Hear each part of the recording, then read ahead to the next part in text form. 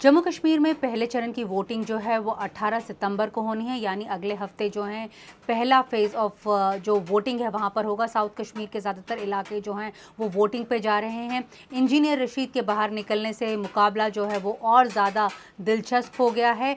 आज हम यही सब मुद्दे कश्मीर की चुनावी डायरी में डिस्कस करेंगे। दरअसल जो इंजीनियर रशीद की पार्टी है वो 45 सीटों पर लड़ रही है और माना जा रहा है कि वो दक्षिण कश्मीर के ऐसे कई इलाके हैं जहाँ पर वो डेंट मार सकती है नेशनल कॉन्फ्रेंस को, ऐसा सुनने में आ रहा है। साथ में ये भी है कि जो नेशनल कॉन्फ्रेंस है वो दरअसल जिसकी वो राजनीति करती थी वो बकरवाल, गुज्जर और पहाड़ियों की राजनीति करती थी, और अब इन्हीं ग्रुप्स को जो टारगेट है वो भारतीय जनता पार्टी भी कर रही है। उसने जो है अभी एक रिजर्वेशन भी लेकर आई थी, जिसके चलते उसे उम्मीद है कि उसे वोट जो हैं वो ज़्यादा पड़ेंगे। और ख़ास तौर पे जो जिस तरह से कैंडिडेट्स का चुनाव हुआ है उसे लेकर लोगों की सिंपैथी उन लोगों के प्रति है जिनको टिकट नहीं मिला है या फिर उनको छोड़ के पार्टी ने किसी और को टिकट दे दिया है। तो इन लोगों के ऊपर भी लोग जो हैं वो सिंपथाइज कर रहे हैं। तो माना जा रहा है कि ये भी कहीं ना कहीं डेंट जो है वो नेशनल कॉन्फ्रेंस को कर सकता है। दूसरी बड़ी बात जो है वो साउथ कश्मीर में पहले माना जा रहा था कि जो जमात है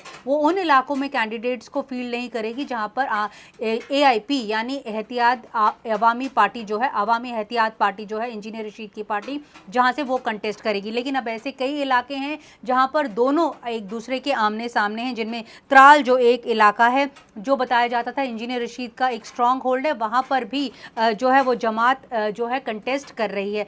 फारूक अब्दुल्ला ने भी खुलकर हमला जो है वो भारतीय जनता पार्टी पे बोला है और साथ में RSS को भी उन्होंने लपेटे में लिया है। उन्होंने बोला है कि जब भारत आज़ादी की जंग लड़ रहा था तब सारी जमातें जो हैं वो मिलकर साथ आई थी, लेकिन जो RSS थी वो सिर्फ अलग थलग पड़ी रही थी और उसने बाकी के लोगों का साथ नहीं दिया था। यहाँ तक उन्होंने बोला है कि उन्होंने जो है अंग्रेज़ों को कहा था कि ये जो लोग लड़ाई लड़ रहे हैं हम उनके साथ नहीं हैं। तो एक बड़ा बयान जो है वो सामने आया है, फारूक अब्दुल्ला साहब ने शोपियां में बोला है।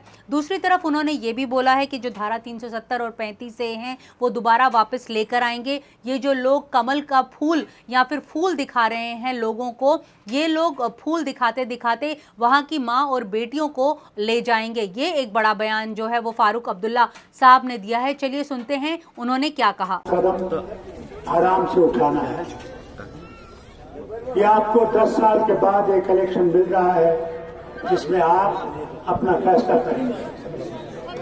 क्या आप इस जमीन के मालिक हैं या कोई और इस जमीन का मालिक है, इसका फैसला आपने करना है।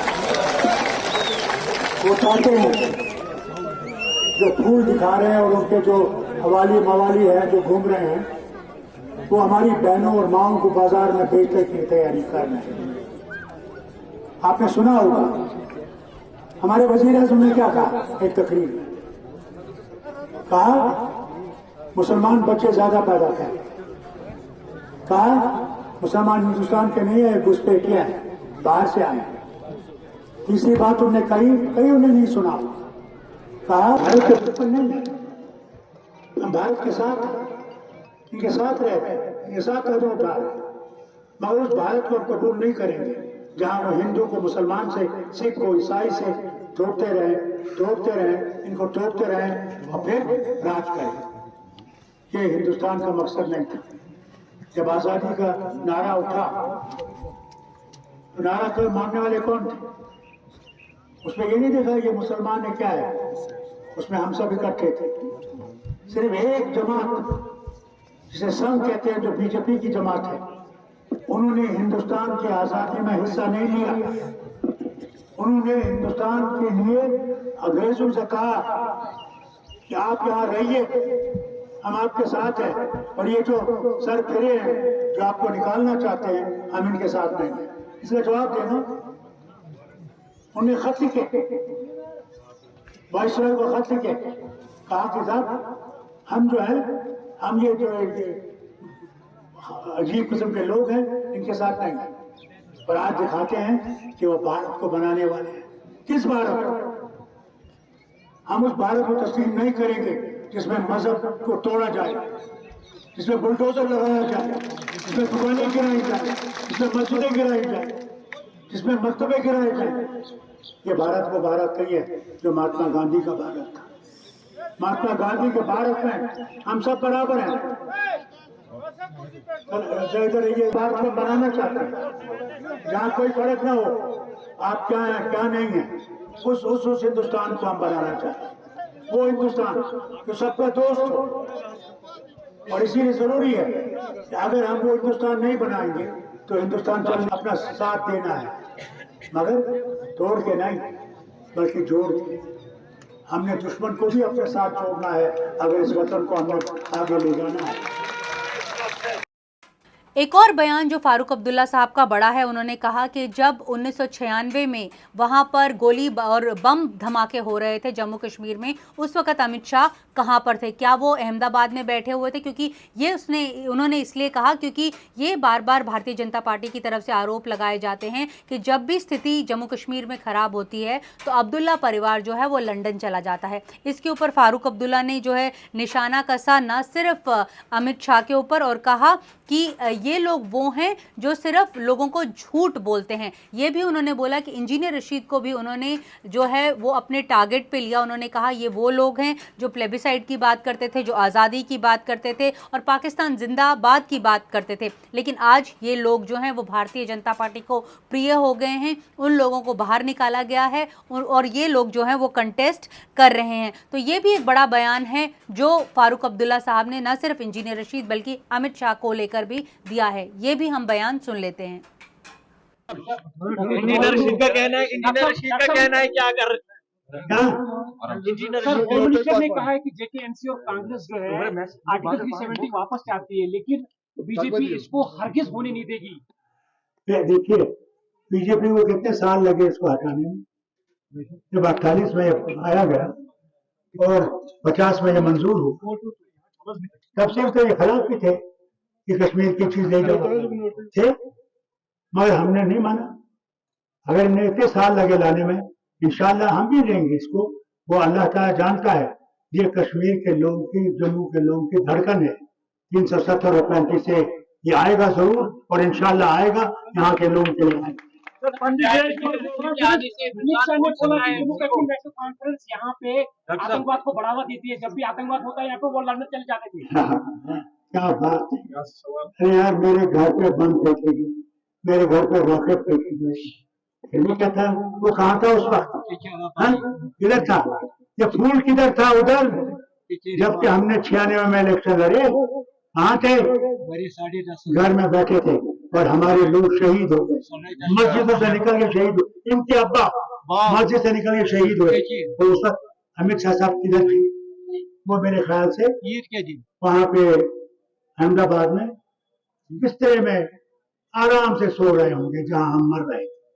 नेशनल कांग्रेस के 2 कैंडिडेट यहाँ पे अलायंस को नुकसान पहुंच सकता है इसे इंजीनियर रशीद के आने से। देखिए मैं कब उससे करना था ना, आज मैं करता हूँ। मुझे सिर्फ अल्लाह पे भरोसा है और इन लोगों पे भरोसा है, वो उनके एजेंट है, ये सबको पता है।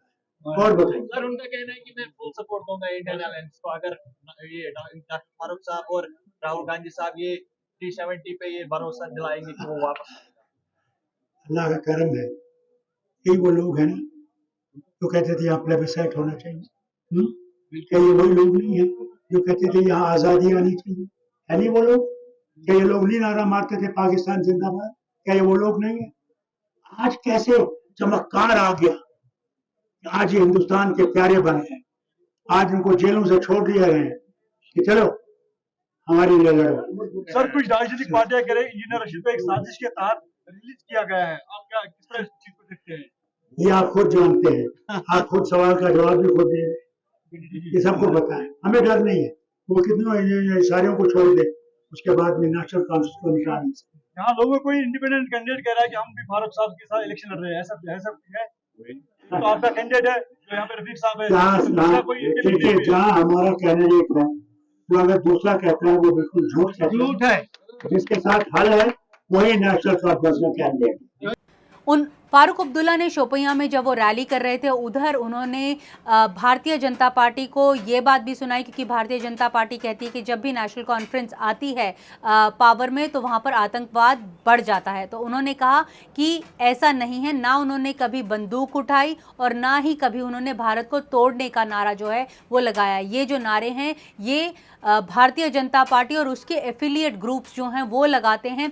वो लोग जो हैं वो भारत को जोड़ने की बात कर रहे हैं, ना कि तोड़ने की। तो ये सब बयान है। ये उन्होंने साथ में ये भी कहा कि जो भारतीय जनता पार्टी है वो वोट डिवाइड करने की कोशिश कर रही है, गुजर को बकरवाल से लड़ा रही है और कश्मीरियों को कश्मीरियों से लड़ा रही है। तो ऐसे में लोगों को ध्यान देने की ज़रूरत है कि वो किसको वोट कर रहे हैं, क्योंकि आखिरकार यहाँ पर जो मुद्दा है वो ज़मीन का मुद्दा है, स्वाभिमान का मुद्दा है और आइडेंटिटी का मुद्दा है। तो चलिए ये भी सुन लेते हैं फारूक अब्दुल्ला साहब का बयान जो उन्होंने शोपियां में दिया।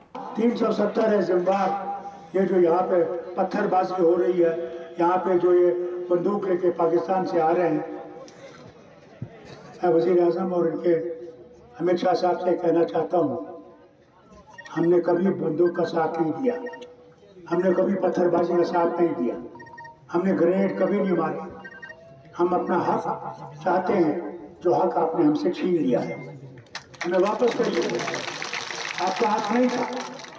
मैं सुप्रीम कोर्ट से भी कहना चाहता हूँ, पहली तो जजमेंट जो सुप्रीम कोर्ट में थी 370 के बारे में, उसमें उन्होंने साफ कहा कि ये जो है ये